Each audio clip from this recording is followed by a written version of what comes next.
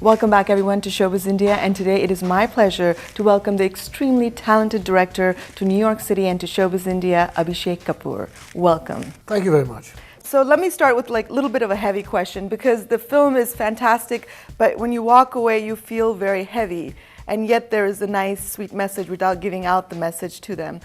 Did you feel heavy while you were directing this film? I mean, yeah, of course. You know, this movie is not about me. It's about what happened in India in 2000, 2002.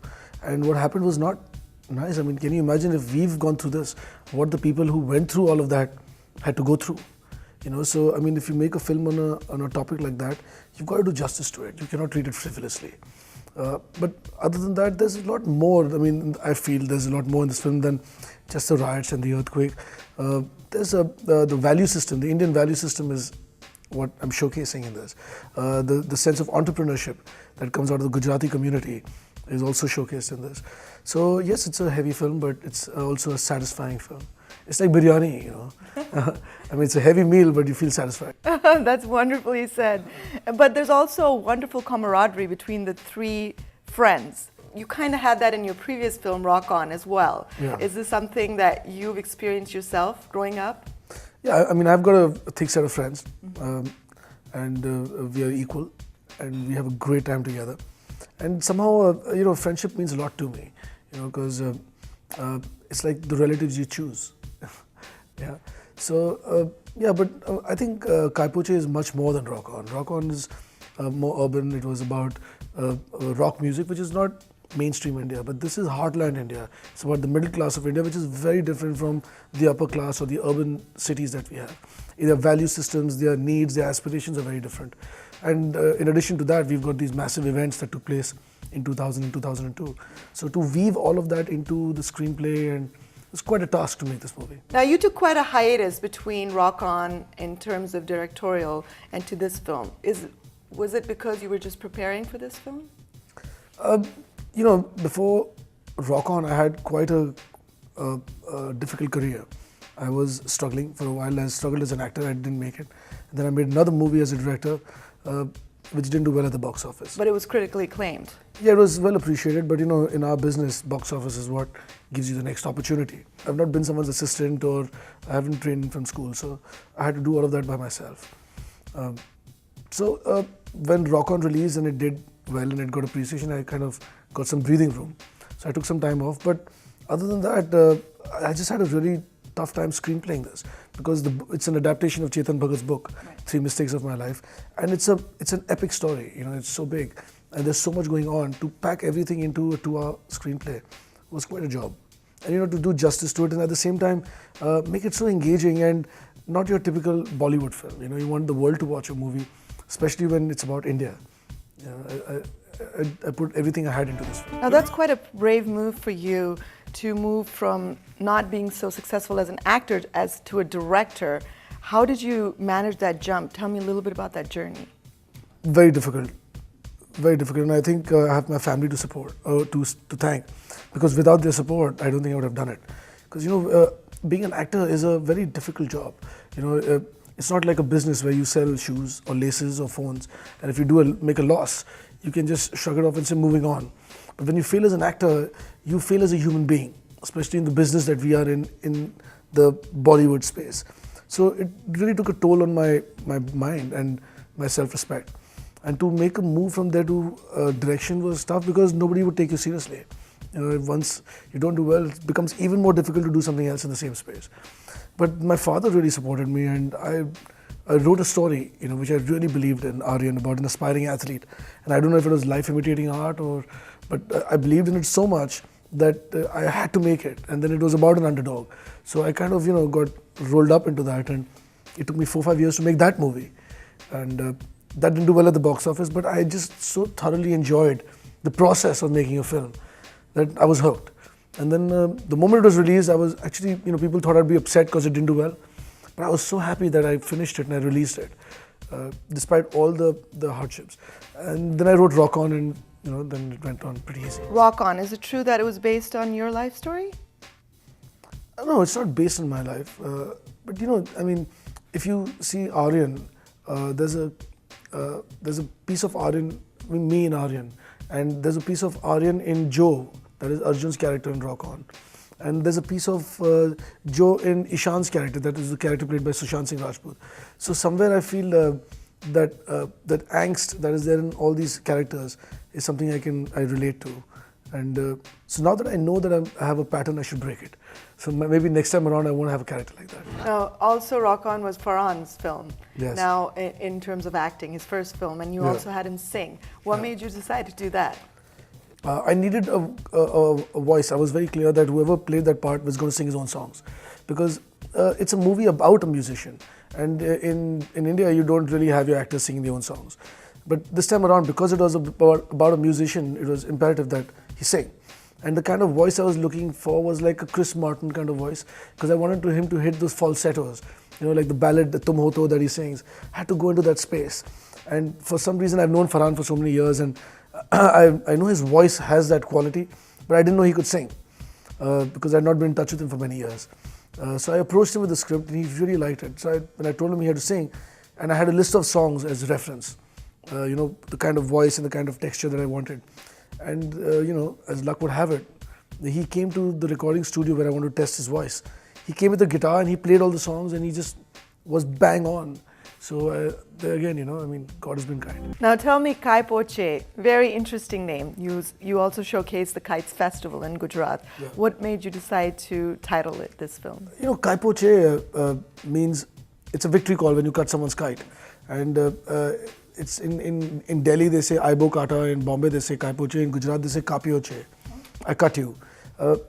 Kai Poche has a youthful ring to it. It's like a shout, a victory shout.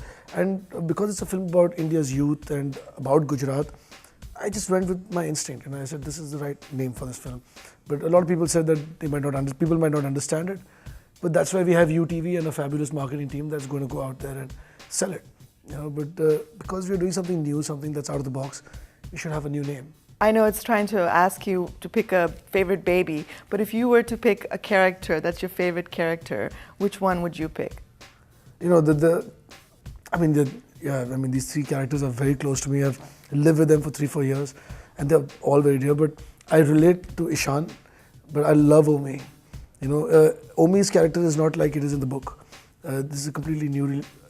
Like 20% of him is from the book, but I've added a lot to that character, and I love how this boy thinks. You've seen the film. How the innocence that he brings, and then how impressionable he is. He just watches and he loves his friend so much, and he has no decision-making power at all. Whereas the other one, Ishan, is a man of the plan, and he's always moving ahead, and he's an idiot, but he's the man of the plan. So he's always following him, and then he's so impressionable. Like when the time comes, he's like a curveball. If he's on your side, he's like a Rottweiler. If he's on your side, you're fine. The moment he goes onto the other side, you'll have a serious problem. Filmmaking, you've experienced now acting, writing. You're a very good writer. Also directing. Which one is your calling? No, definitely directing. I just love to be on a set. Writing is really a lonely job actually, and it takes a lot out, and it doesn't even pay as well as direction does.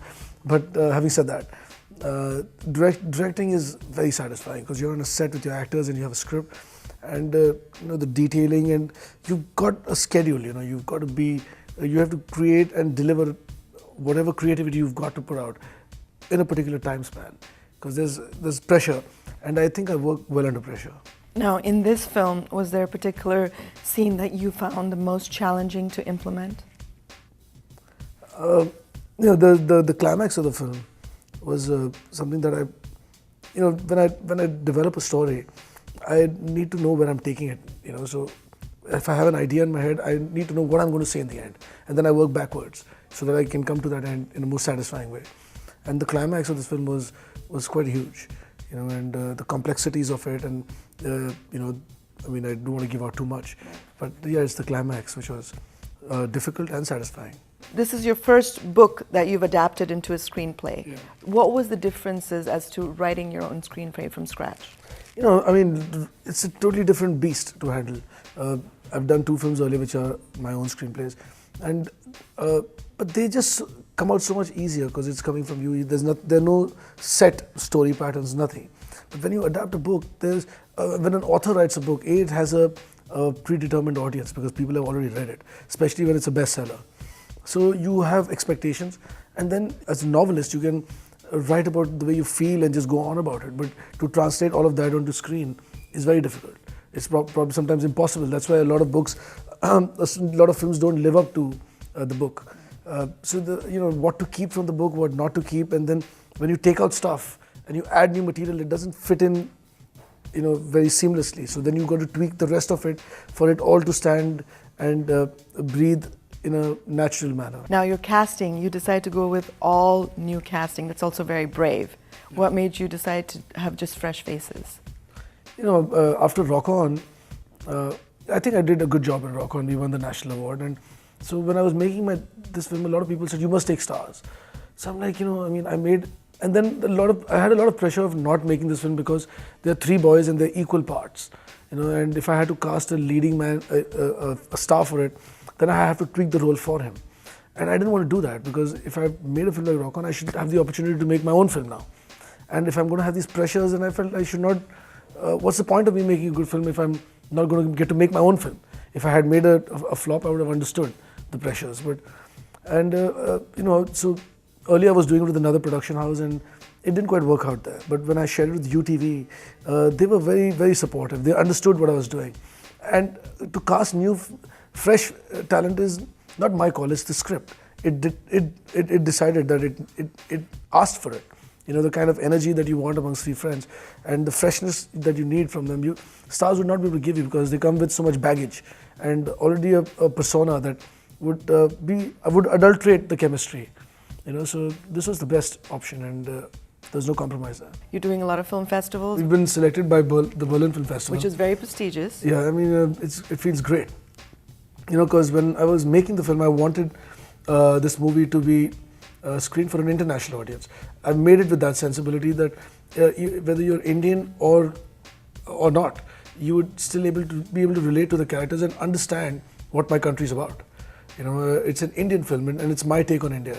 And it's not a Bollywood film, it's an Indian film. That's right. And to have been recognized by the Berlinale is just like the icing on the cake. You belong to a new genre of filmmakers, young and upcoming filmmakers, that make film with different sensibilities, more realistic cinema.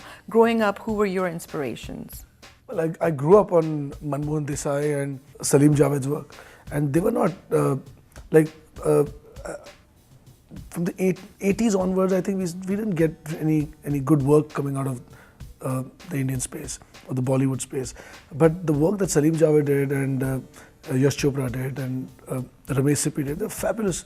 They were great directors. They are great directors. And I grew up on all of that. Sholay, Diwar, Amar Akbar Anthony, great entertainers and superb content. So what would be your message to our audiences for Kai Po Che?